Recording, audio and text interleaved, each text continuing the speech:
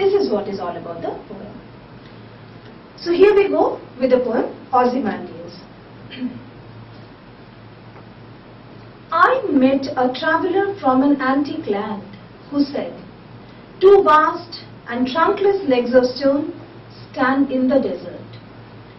Near them on the sand, half sunk, a shattered visage lies, whose frown and wrinkled lip and sneer of cold command tell that its sculptor will those passions read, which yet survive stamped on these lifeless things, the hand that mocked them and the heart that fed.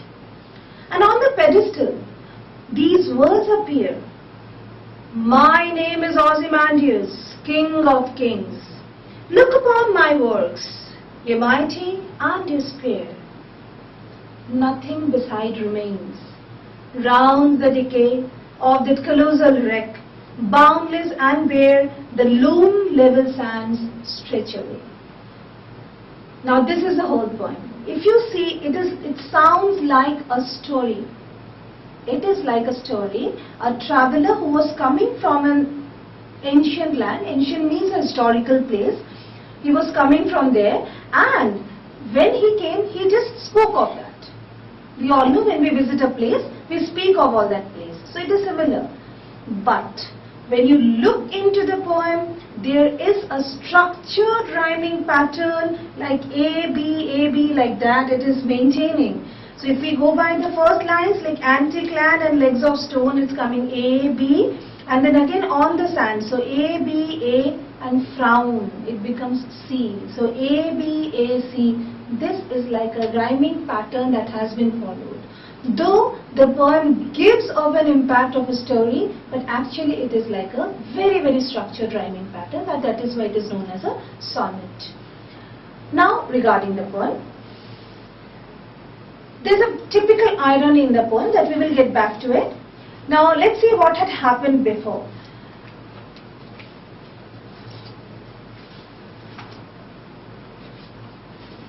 There was a traveller who was coming from an ancient land. Now ancient land means land of historical importance. Ancient means very old, and here it is from an historical importance. With the traveller comes the narrator.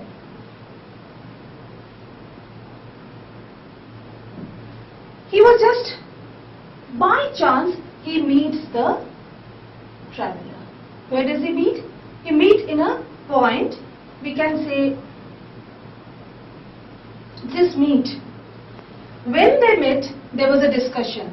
What was the discussion all about? What had the traveller seen in that ancient land? This is how the story begins. Now he says, the traveller describes his experience, that he had seen two trunkless legs, which we see here, two vast trunkless legs of stone. Now see, every word has a meaning. Vast means huge. So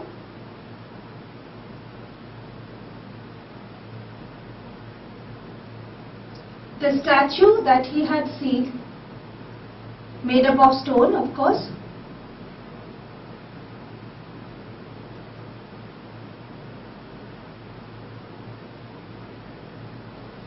it was standing like this. What do we make of that? When we talk about vast, it means huge, as we know. Stone also has a metaphoric use. It means, here, it was made up of stone. Stone also reflects what? Something lifeless. This also has to be understood. Lifeless.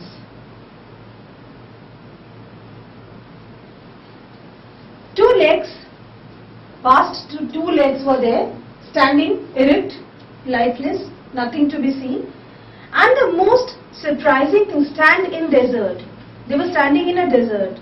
I had already referred to you, desert here means, of course, the backdrop of The Egyptian king, Egypt as we know it belongs to, it happens to be in the desert area. But here also stone and the desert both signifies one thing.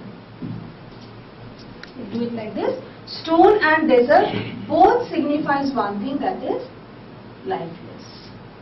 This is a metaphor. The whole point